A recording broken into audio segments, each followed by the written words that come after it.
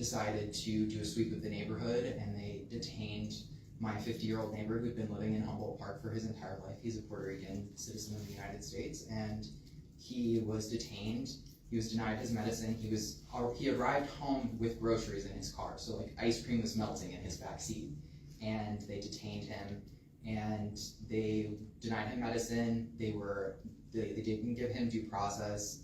He was held, I think, overnight, and the day after that, he suffered a massive stroke from the stress, and he has never recovered from that. And I think it's one thing when it's a citizen who is doing kind of casual negligence on behalf of their own life and creating a tragedy that, you know, sends a ripple effect, but it is a completely different thing when people who are supposed to be employed by our city are then like multiplying the amount of violence that is happening in response to what was ultimately a really tragic accident. And his whole family has like had to have like care for him, and it has like completely hit their whole like family and life. And thank you. I feel very strongly that I'll wrap up, but I feel very strongly that the amount of police on the streets for the Puerto Rican Pride Festival seems massively inappropriate, and I would like to very much be understanding what the cost-benefit analysis that was being run to spend what is clearly at least over $1 million on having that amount of police presence, and what problem are they solving exactly, and what cost is that? Like, I don't think that it makes fiscal sense, so that's why I'm here. Thank you for your comments. Any other public comment? Ms. Heyman? Yeah, it looks like we've got a new commissioner, a new commander in the 14th district. So I would really like to have a meeting with this person and see if we can get some questions answered that the previous commander, Commander Linus, could not answer in our March meeting. In particular, we asked for a racial breakdown of the 14th district traffic stops. And she could not provide that answer, or would not, don't know which. I'd like an update on Lieutenant Nowacki, who's an oath keeper, and who we've been asking to have removed from the 14th district for over a year now. And she kept saying, well, I don't control who works in the 14th district. I don't know what to do. She said at one point he was going to retire, but I keep checking the retirement lists, and he's not on it. So, and he's a lieutenant in command of other people and an oath keeper. Also, 911 response times and the workforce allocation. She could not provide us any information on those details. Said it was, she's not a data person. But we told her in advance that we wanted to get answers on that, and she still didn't come with anything. 911. Sexual assaults. I mean, we had at that point in the March meeting, we had 3 known sexual assaults in the 14th district, and 3 days before we held the March meeting, there was a 4th, which she didn't even tell us about in the meeting. So I mean, I'm very concerned about the fact that she doesn't know anything. She can't answer any questions. I'm hoping our new commander can do a little better, but I would like to start asking those questions as soon as possible, so that hopefully we can get some answers to these very important questions for our district. Also, never mind. Thank you for your comments. Do we have any other public comments, Mr. Chairman? I would just like to, do you have my name? Laura Please. Rosenbauer. I'd just like to echo kind of both of the sentiments of the public comments. I live really close to Humboldt Park, and I agree that the police presence seemed absolutely excessive for the event, and like we could hear helicopters flying over like really late at night. So that just seemed, incredibly excessive. And then also echoing the request to have the commander come to one of our meetings as soon as possible, just so that we can meet him and again raise those really important questions. Thank you for your comments. Anything else? Any other public comments from anyone?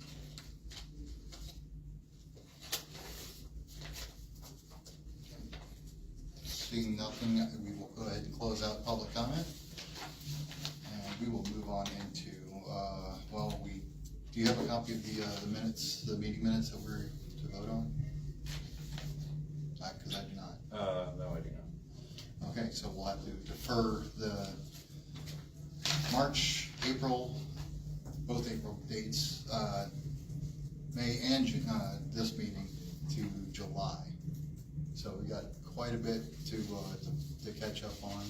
So therefore, that being said that we do not have minutes to review, we will have to request a copy of those in advance so that we can get them ready for speedy approval at our next meeting in July.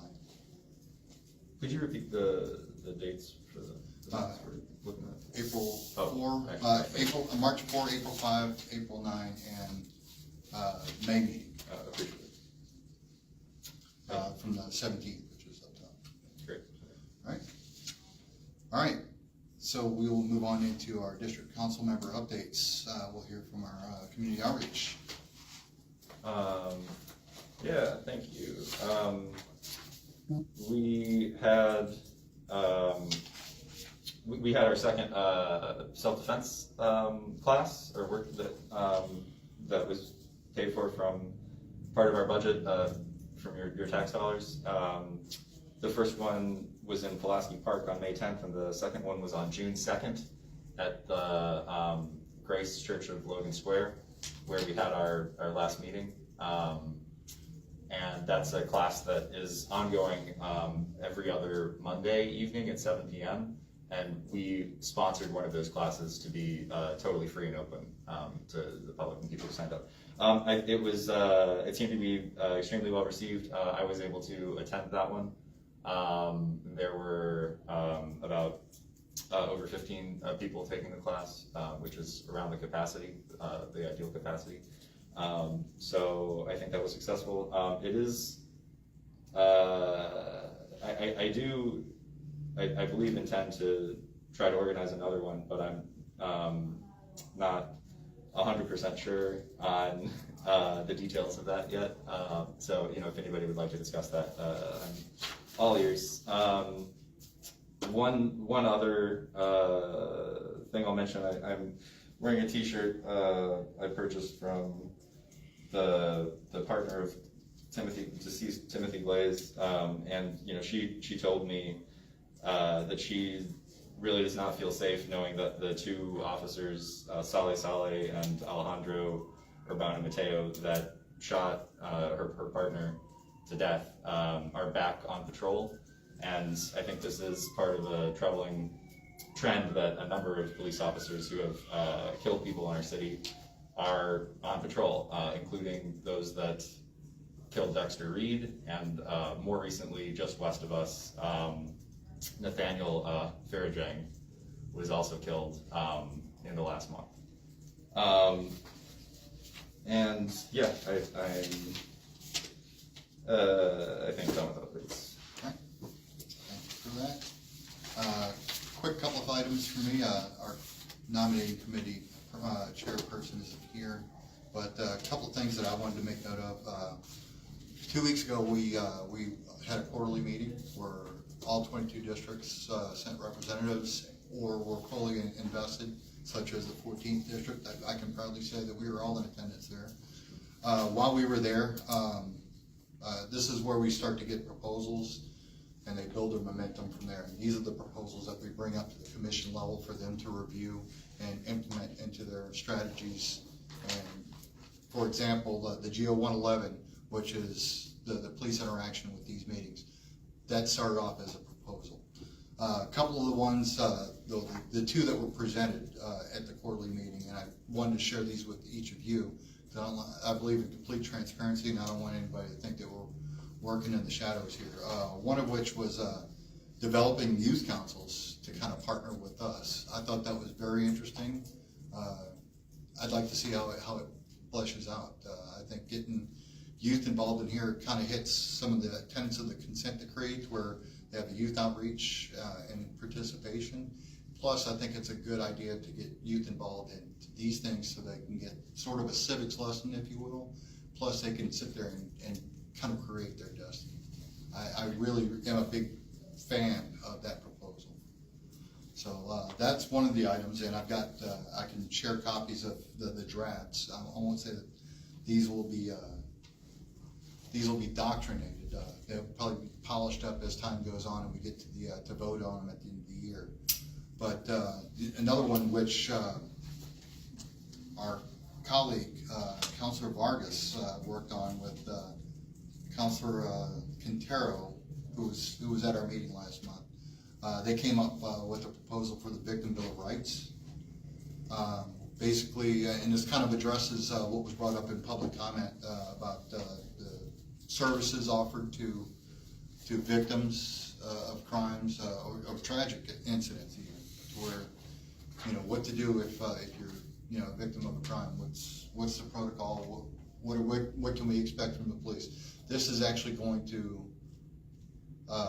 create basically things that they should be following along, and the way some of the wording is, it makes it a requirement, and I think mandate, requirement, and control are dangerous words to use, especially when you're writing legislation. I think it can be polished up and brought up to where we're building a collaborative environment with those that help us, that patrol over us. But, so yes, like I said, I can share drafts with you. All you have to do is just hit my email and I'll shoot it back out your way. But, yeah, with that, that's all I have for updates. I remember one short thing. Okay. Okay, thank you. Also, the city has put out a large amount of Know Your Rights and immigration resources. There's some on the table. If you would like to discuss any of that, I'm happy to discuss that with you. There's also different rapid response groups in different areas of the city that are showing up to verify and mostly dispel reports that may have some people frightened, or if there are certain activities, to try to witness them, document, and see that rights are being upheld. So if that's something you're interested in, I know it's a topic of concern for a number of people. You're welcome to speak with me about it. Thank you. Thank you. All right, that being said, we'll go ahead and get into discussions. You have anything on police accountability today? I'm ready to go to our presenter when you are. I think that they said that they might need to leave after their presentation. Okay, that's fine. Awesome. We can jump straight to that. Do you have anything for any of the other items? So I know. The only other thing that I was going to potentially do was to let people know about the July 7th deadline and talk through some of this with whatever time we might have. I'm not sure if you have other things on the agenda. Do you have other things? I don't. Okay. Then no, that's it. Awesome. So a little introduction. We have a speaker today, Ishan Daya, who is co-lead organizer for the Collaborative of Community Wellness, which has the project Treatment Not Trauma, and more recently, some of the alders in the 14th district, including Jesse Fuentes, I don't remember the full list, were sponsors for what was called the Public Health and Safety Budget Amendment, which was seeking to preserve services and find more efficiencies in the budget rather than to increase taxes or cut services. And that came late in the game last year, but now in advance of the budget cycle, there's a group which is what the Public Health and Safety Campaign is trying to make sure that the budget as it is being formulated includes what has been working, because Chicago is at a 16-year low for homicides, and just as we saw in 2023 and 2024, when the First Ward specifically brought in violence prevention into Westtown, there was a dramatic, immediate 100% reduction in gun deaths, and 60% reduction in other violent crimes. So we've seen that also citywide now, but with federal cuts, it's going to be difficult to maintain these programs unless we prioritize them correctly in the budget. Okay, so Ishan Daya is here to go through some things with us. Thank you so much for being here. Yeah, for sure. Hey all, I'm Ishan. It's good to meet you and thank you for having me. I still lived in the 14th district for a minute, so it's good to be back in this space. So yeah, thank you for that overview, David. As folks know, even though we've seen evidence that violence has decreased in the city, there's still this felt experience that, how do I like know that I feel safe when I am calling someone to get help, right? How do I make sure that if I see someone that is having a challenge on the street, that might be a mental health challenge, that might be a social needs challenge, right? They may need food, they may need water. How do I make sure that I know who to call and that when I call, they're the right person to answer, right? There is this sentiment that that can actually respond to the litany of questions and litany of needs that our communities and our neighbors and our people have.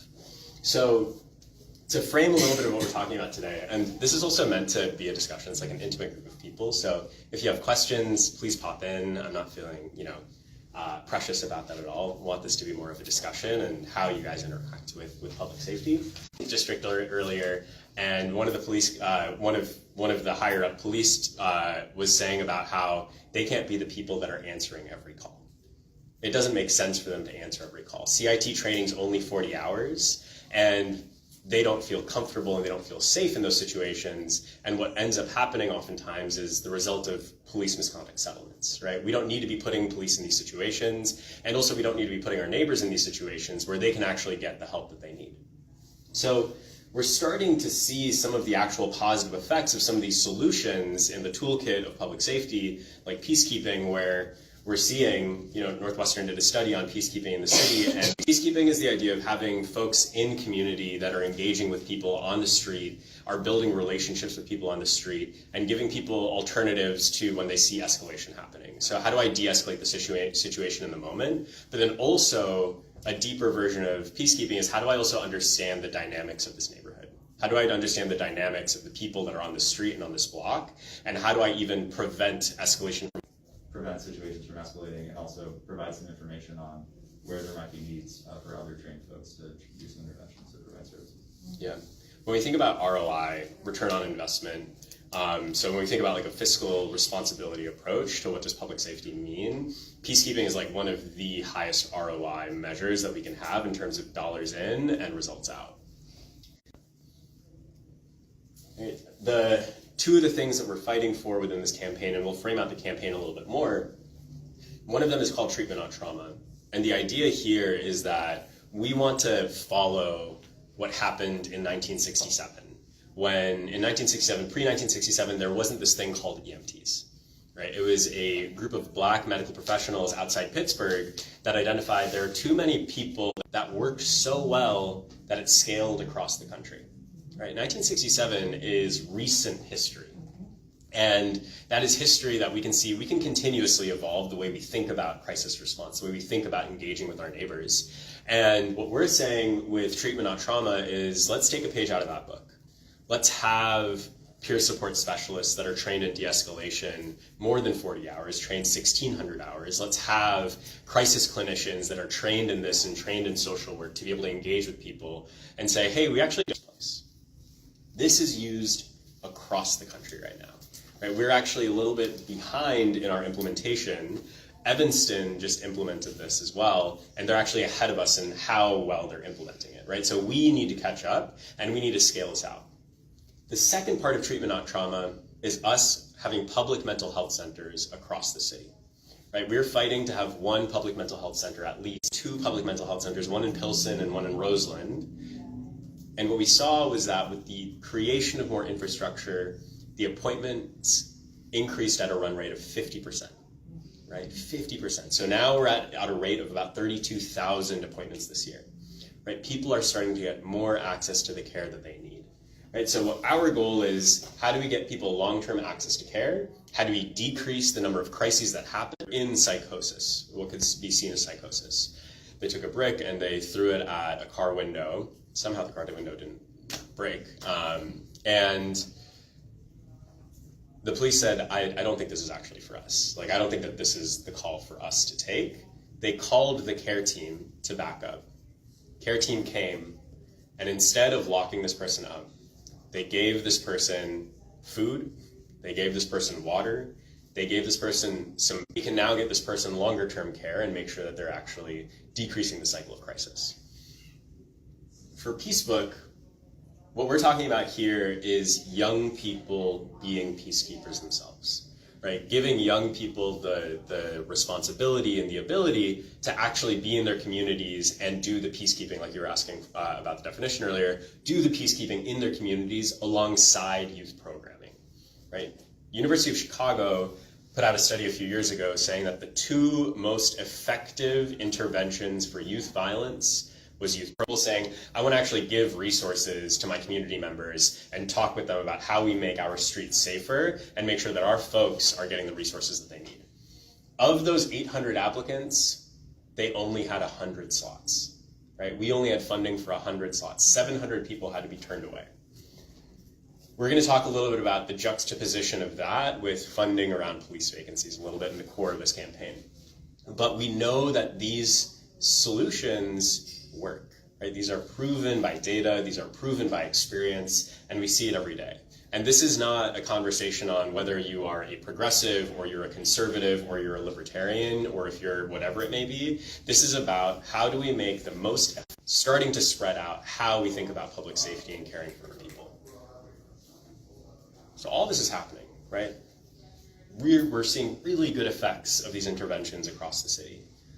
And federally, we're seeing an absolute destruction of what our public health infrastructure looks like and what some of these interventions actually look like. I just got an email 3 hours ago saying that IDHS, the Illinois Department of Health Services, was announcing that Trump had just cut funding for queer youths, suicide prevention, infrastructure breaking. And we see that in the cutting of funding for HIV studies. We see that in the cutting of funding for overdose prevention, things like Narcan being available for our people. Narcan has been one of the most effective interventions across this country. We see new measles cases coming into our area. We just saw that. I want to give like a quick view. I realize this might be a little bit tough to see, but there's 3 columns here. One column is CDPH, the Chicago Department of Public Health. One column is DFSS, Department of Family and Safety and Support Services. And then one column is CPD, Chicago Police Department. Right, the city is projecting a $1.2 billion deficit. If folks want to get into how did we get to this deficit, infrastructure is grant built. DFSS, about 80% is grants. Go ahead. So those are federal grants, or are those grants like across federal, state, across. local? Majority of CDPH is actually federal grants, though. Okay. Yeah. And then DFSS, same thing. CPD is only 10% federally granted, right? About 90% of our daily dollars, our corporate dollars is what it's called, actually go towards CPD. And I'm actually gonna, so $750 million of DFSS is grant funded. Okay. And which means that DFSS's budget is corporate budget is about $150 million. CDPH is $598 million grant funded. 85% of it, really 87%, 13% of it is corporate funded. And what that's about $2 billion. Massive difference, and we'll kind of get into what that means. Thanks for the questions too. Makes it more fun for me too. So amidst all of this, there were a variety of campaigns that were in the city, across the west side, the south side, and the north side, around how do we rethink what public health and public safety investment looks like in the city, right? We have tried our streets, fund our services, fund the things that work around public safety, because that's what this is doing. And that's why we have police officers that are in support of this. That's why you have police department and public safety officials that are in support of this, is because they are tired and tired and tired of having every problem get routed to them. Right? So right now we have police officers. This is not exhaustive by any means. We have them being violence prevention. We have them being victim advocates. We have them being case managers. Does it make life challenging for these folks? It makes the quality of care that are coming to our people on the streets abysmal, right? And we cannot continue to do that. Right? So what we are proposing, can kind of not see that. What we're proposing is to take what is essentially this $300 million police vacancy and overtime slush fund, and have that redirected to public safety interventions on the street, right? We want to see these investments in public safety actually invested on the street with Narcan distribution in the city. We can't see that go away. We need to protect some of these public health interventions. Take 100 million of that and start to actually implement treatment not trauma, these public mental health centers, and the non-police crisis response across the city. You shouldn't have to, right now, non-police crisis response exists across 6 districts from 10 a.m. to 4 p.m. Monday through Friday. So if you're going to have a mental health crisis, only do it there and only when you're in those 6 districts. Right? What we're saying is that everyone knows that changed. That should not be a challenge that our people face. We want $22 million for youth programming, and we want and for youth jobs. Right? It should be easier to get a job for a young person than it is to get a gun. Right? That is the core of what we are saying. How do we make it easier for people to access the resources and be a part of sure that we're putting forward a proposal that's actually a solution here? It's a solution saying we can invest in our words, we can invest in public safety, and we can do it by redirecting these unaccountable funds that are currently living within the police department as they think about vacancies and overtime. We'll talk a little bit about what that means. So we talked about this a bit, but I'm going to break down these numbers in a slightly different way.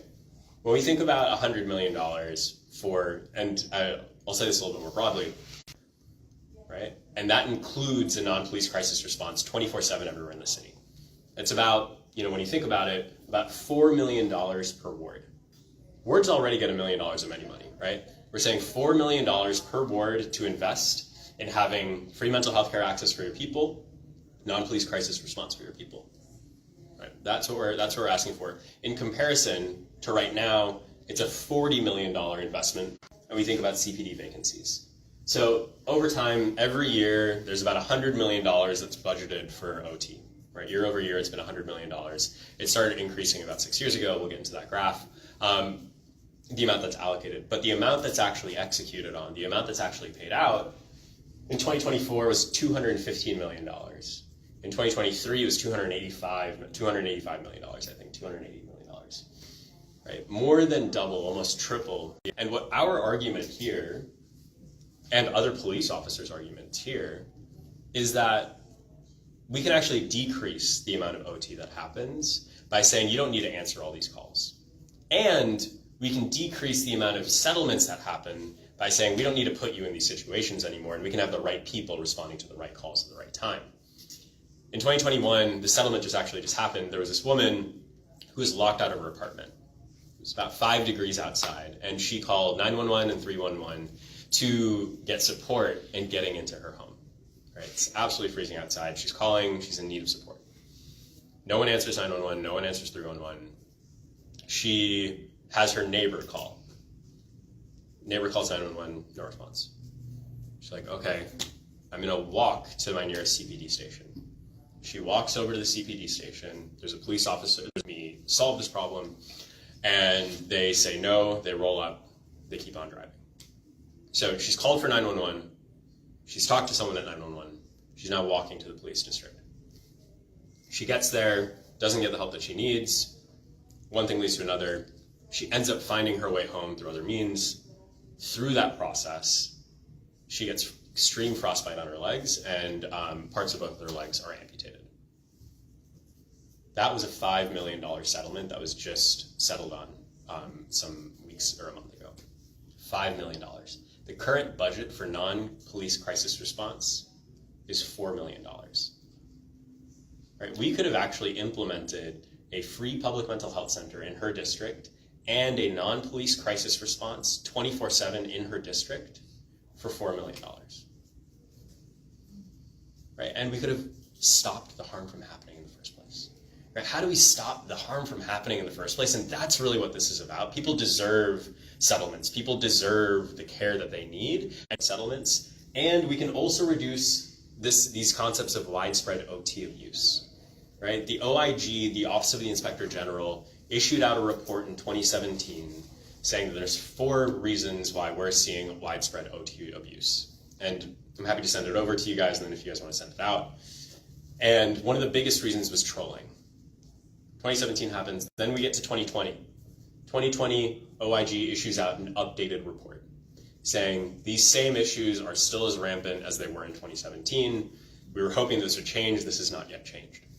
There's some changes in how you log OT, but the actual OT abuses are still here. We need to see change, right? That means that they are volunteering for calls that are at or past the end of their shift. That means that they're actively seeking a traffic or disorderly conduct or other violation at the end of their shift. This is one of the reasons why the pretextual traffic stops and making sure that the police don't have to answer or engage with traffic violations or parking violations, right? And then making an arrest at the end of the shift as a result of escalating a situation, which would have been within the officer's discretion, right? This language, by the way, is not from me, not from the campaign. This language is from the report from the Office of the Inspector General, right? So when we think about why is OT so big, it happens that leads to the attrition, and there is OT abuse. So what we're saying is, let's actually decrease the need for all of these things. And let's bring things back into how we can actually get people the care that they need. This is just a graph, because I like graphs, of what overtime appropriation was in the budget versus overtime expenditure in the budget since 2014.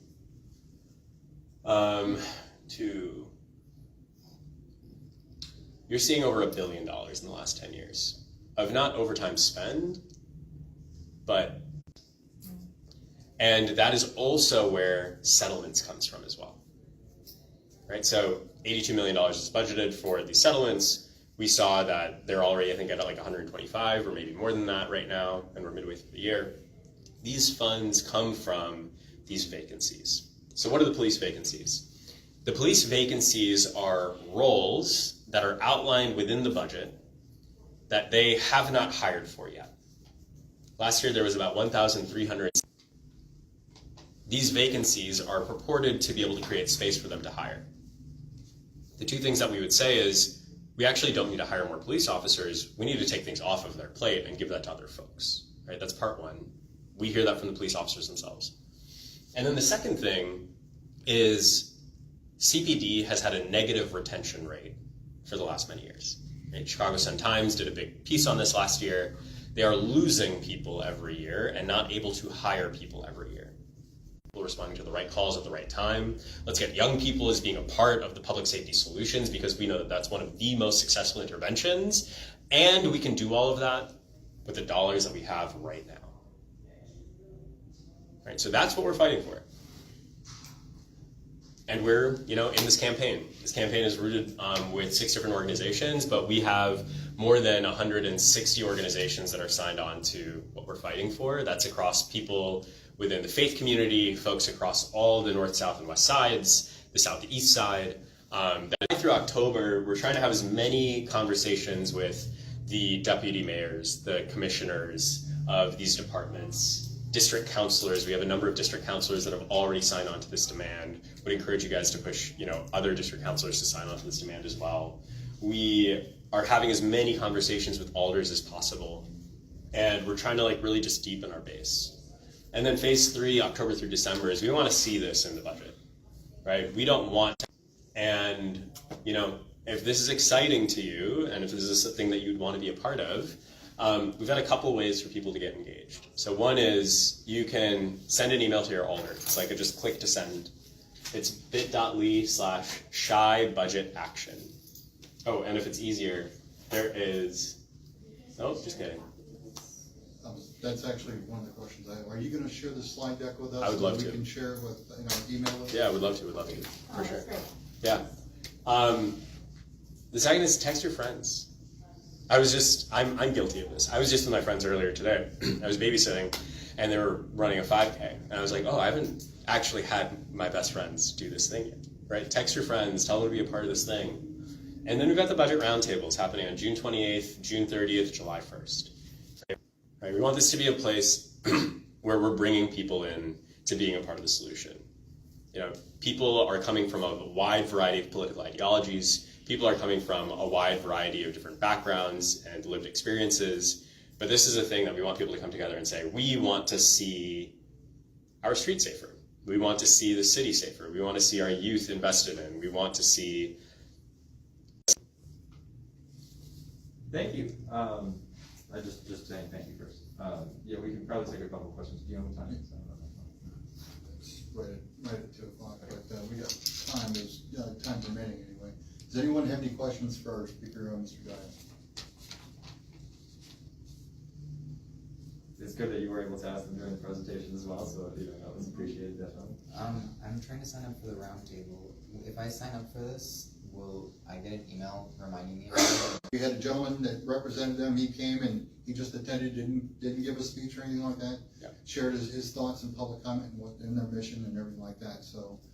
Just to be clear, because I know that this is kind of written citywide, Yeah. but I just wanted to make certain, our attendees knew that we have that available for them. And people voted that in, Right, Yeah. right. and are paying Yeah. for it. Yeah. Right. So, question I have for you, because you mentioned the Peace Book and the 800 applicants and 100 Yeah. positions. How is that currently funded? Yes. Okay. Yeah. Okay. Now, I don't disagree with you that Yeah. CPD and public health should be working hand in glove. Yeah. I believe it's all Absolutely. one mission for public safety and health. Yeah. Public health right is on- public safety. I'm right on board with Yeah. you there. Because, and the budget, the city budget contains a lot of different departments. Mhm. I think we can all agree on that. And you're right, some of that money could be used more efficiently in every department. And not Yeah. exclusive to CPD. Yeah, the reason that we focus in, if this is helpful, the reason that we focus in on CPD is because CPD has the largest allocation of unaccounted funds for vacancies than any other department in the city, and also has a multiplied amount of corporate dollars than any other department in the city. So that's part one. Part two of why we focus in on those funds is because we're really talking about public safety dollars, right? When we have dollars going into CPD, our expectation is that those are public safety dollars that are invested in our streets. And that's why you're not seeing this being like, let's replace the lead piping, right? Like that That's would, public health. yeah, that's public health. That's public health. And And that kind of leads me into my next question, because I'm trying to square up, because basically you're saying vacancies, and then you're saying overtime. Like they're two different dichotomies, but one is leveraged by the other. And that's why we think about it as one fund, right? That's why we're saying like, really, we're talking about this like $300 fund across both of them. Right, so Yeah. we'll, just for the sake of brevity, we'll call it $300, because we know it's. Oh yeah, 300 million, yeah. But, so, would you, if they had a, Other forms of intervention that are doing all of these other jobs that we know police officers actively don't want to do, right? We've heard that, I think you've probably heard that from police officers, I've heard that from police officers, right? Right now, we already have the highest per capita spend on policing in the country. And what we've seen is that when we actually invest in these other things, we can look at Boulder, we can look at Eugene, we can look at Atlanta, we can look at a bunch of other cities that are we can really see that when we think about it as, think about it as a business, if it's ineffective in doing all these other things, let's focus what their role is, have, maybe the same number as we have today, but then use that to actually fund the rest of this. okay, maybe I didn't phrase my question properly. Like I said, they kind of pivot on one another, so there's a fulcrum point to where it's like, okay, we need an optimal level. We always want to strive for workers to not be forced to do overtime. Right? Like I think that is like a baseline. Right now, we know that about 40% of calls that go into CPD are mental health related. Right? So if I took 40% of the calls off of CPD, right, we're at $2.2 billion spend. 40% of that is around $550 million. $550 million then should technically actually be able to get removed from that budget, right?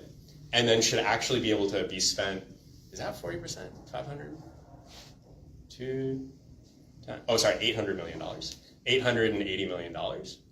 We should actually technically be able to remove that and have that go towards the plethora of safety solutions that have been proven to work. So if I'm taking like the logic of budgeting math, that's how.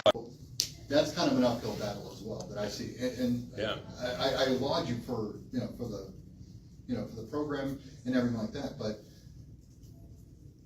what I've seen in your presentation is that only CPD gets the haircut, no other department does.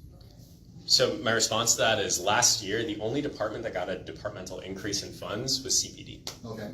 right? So there's an uphill battle that we're already in of saying we know that there's going to be fiscal progressive revenue wherever it may be coming from to be able to fund these as well. But I want, as a taxpayer in the city, for every dollar that I spend on public safety to be invested on my streets to make them safer. So that's kind of like the core of it. Right. Yeah. And this leads me back to the whole fuzzy issue of budgets and things like that, where it's like, okay, well, if one department gets a haircut, that doesn't mean it's going to the department that you want. If everybody gets a haircut, there's a better chance of that money getting diverted to where you want.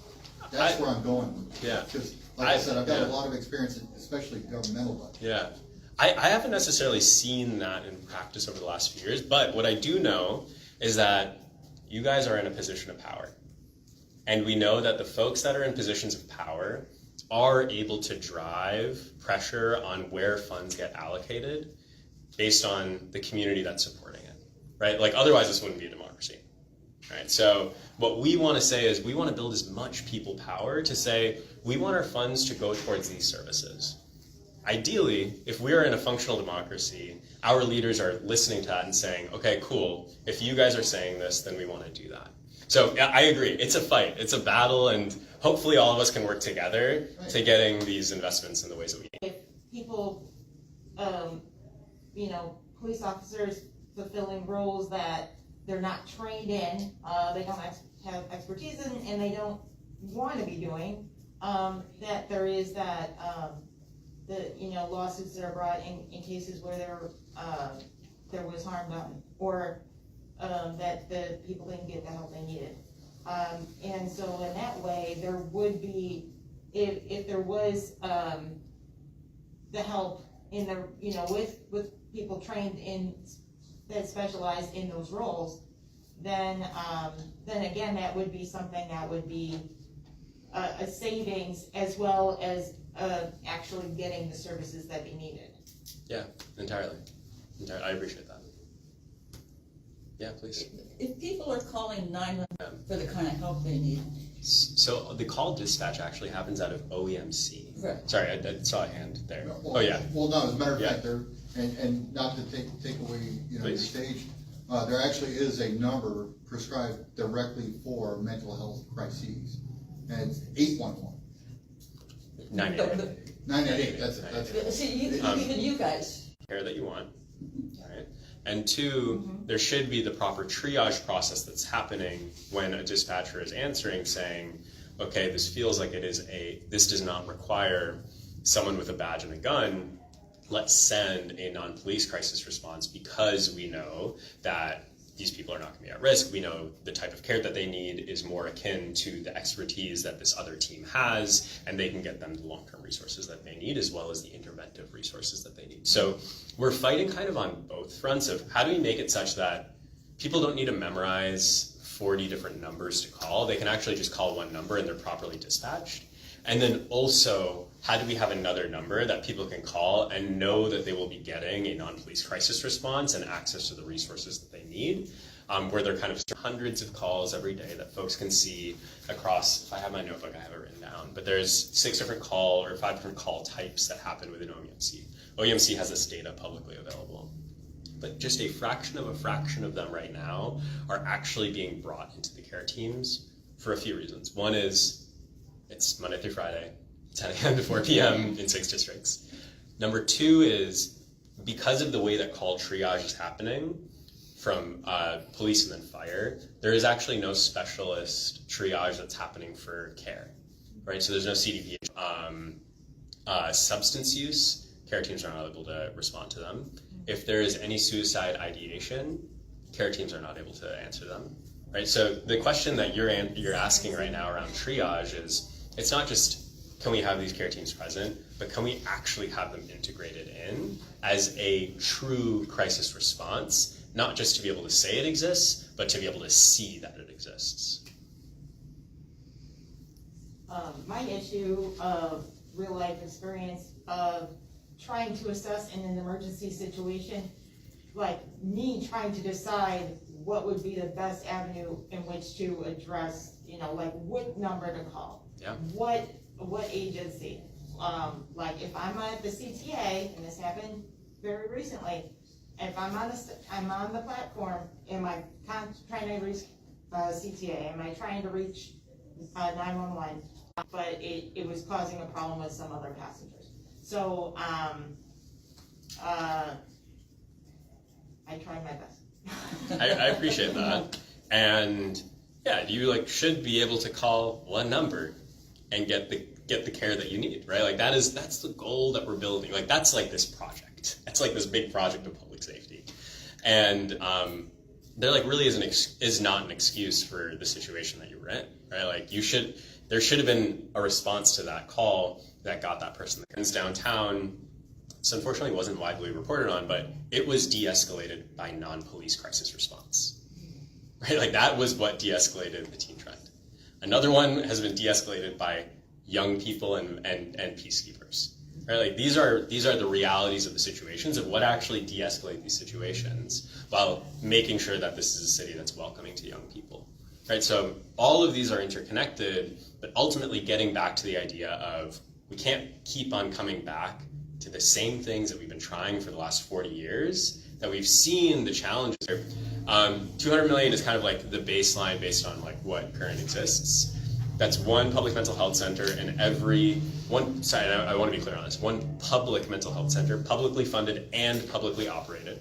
And 24/7. And 24/7 care teams, one care team across 2 districts, right? That's kind of how it works. Probably too inexact. There were also the other programs in the proposal. So the current proposal is only to fund CARES for half that amount, 100 million, but also to put 100 million into these other parts of the program, violence prevention, intervention, youth program.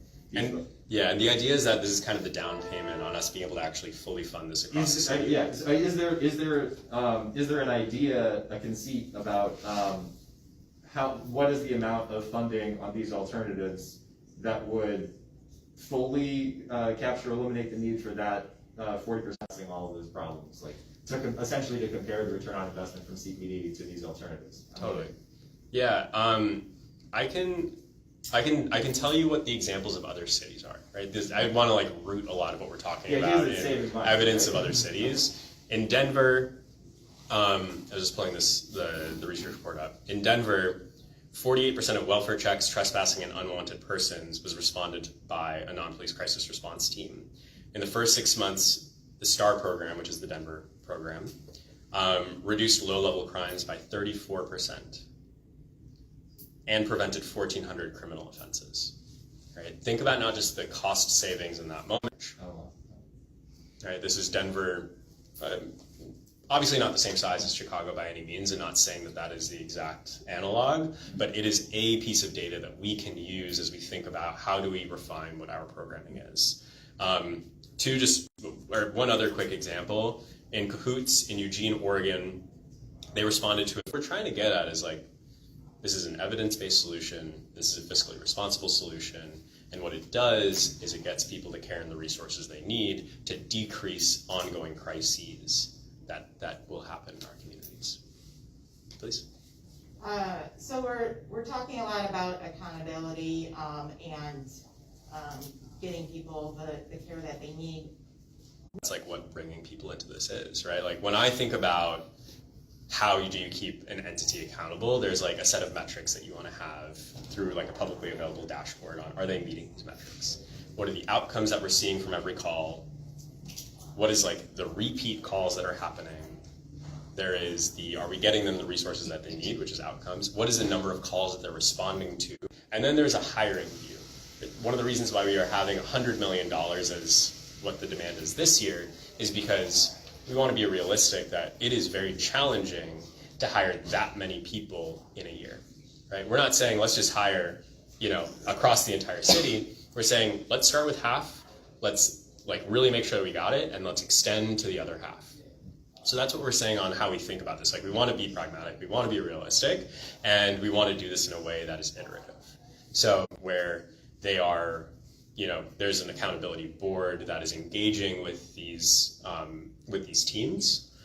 There's a few different iterations of what accountability can mean, but when I think about accountability, I think about data access and data visibility.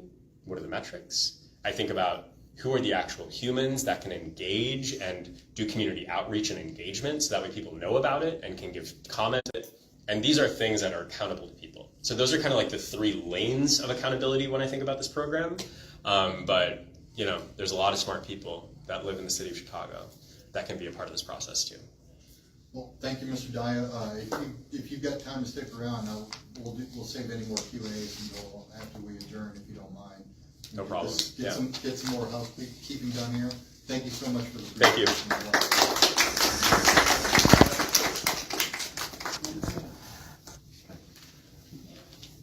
Here to do a digital presentation. Staff did actually print. I was only expecting maybe one of these, but I actually have printed copies. I'm just going to pass out a couple things to everybody here. The feedback, we can send them feedback up to July 7th, but what this says is that the online feedback for you to self-submit is only up to June 27th. So that's, the workforce allocation study in general is to get a sense of how is CPD using their own resources, where are officer resources going. Is this for the whole city of CPD, or is this like just for this district? Like, what is This is citywide? Citywide. Okay. I'm going to give it to everybody, sorry. Well, I think to be a little bit more clear on your question there, it's rooted down to the districts as well. So basically, this is a workforce allocation citywide, but they sit there and they pivot all the way down to the district level. So, in other words, in short, the feedback. Their goals for community policing. Okay. So this is part of the workforce allocation study that's All ongoing. right, let me check this out. Okay. My credentials, I work City Hall on the Harold Washington administration. Oh, wow. Okay. I've had control of the streets out here through the Department of Human Resources. Okay, and the gunshots, we've closed the gunshots down. This is my second time around on this. Right now, that's 40 or 50 years. I'm kind of just rejuvenating my body, eyes, ears, nose, throat, as a veteran. But I wanted to see what this was all about, okay, to see what the foundation is and where the business is headed for, mental health, Sure, yeah. and the stuff here. I put my business here, so if I'm looked for, you can find me. Okay, excellent. Did you want me to share that also with the speaker from today? Yeah, anybody, I'm available. Okay, I've had all the persons around here, Louis, the ones who have retired. I have not personally connected to the alderman here right now, but down the street, the retired alderman for the 31st Ward, Raymond Figueroa, he has a pub here. I am in direct contact with Chewy, okay, these are people that I work City Hall with.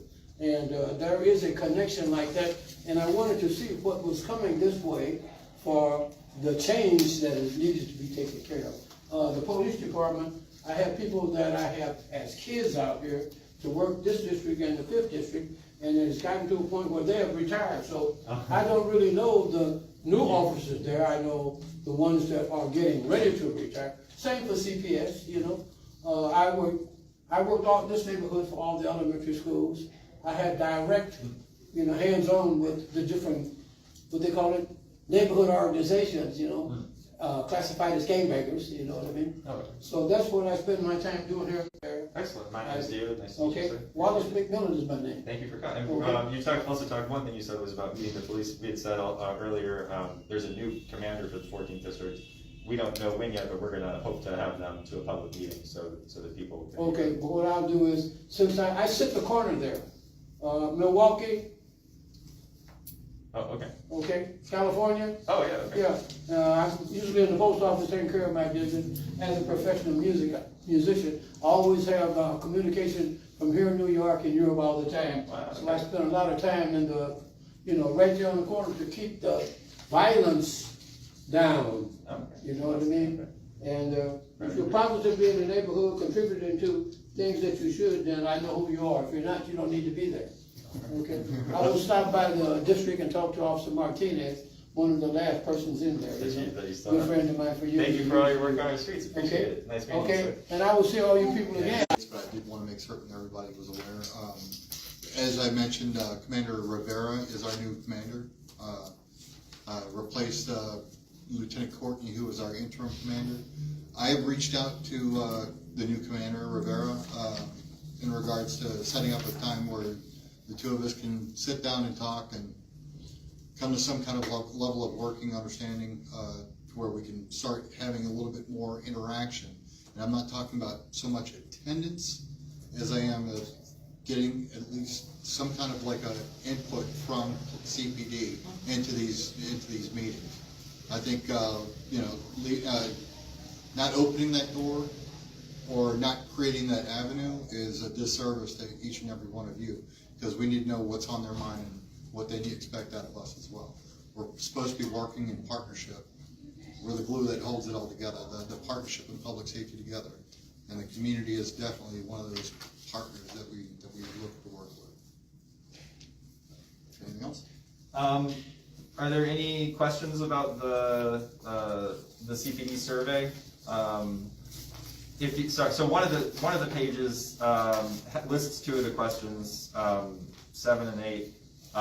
And just one note on that, they list certain categories, but there's also the other write-in response, and I would encourage you also, to think of your own answers if you'd like, not to be limited. If you do want to write that out, I will take those responses, and our staff will be submitting them to CPD directly. If you'd prefer to write that out rather than to use the online survey. So this is on the online survey? Yeah, that is a portion of the online survey. All right, with that being said, we can get a motion to adjourn.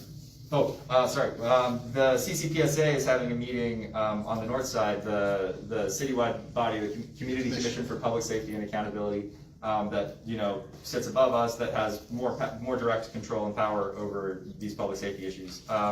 They're having a meeting on the north side at Truman College at 6:30 p.m. on Thursday, the 27th. So that's this Thursday at 6:30.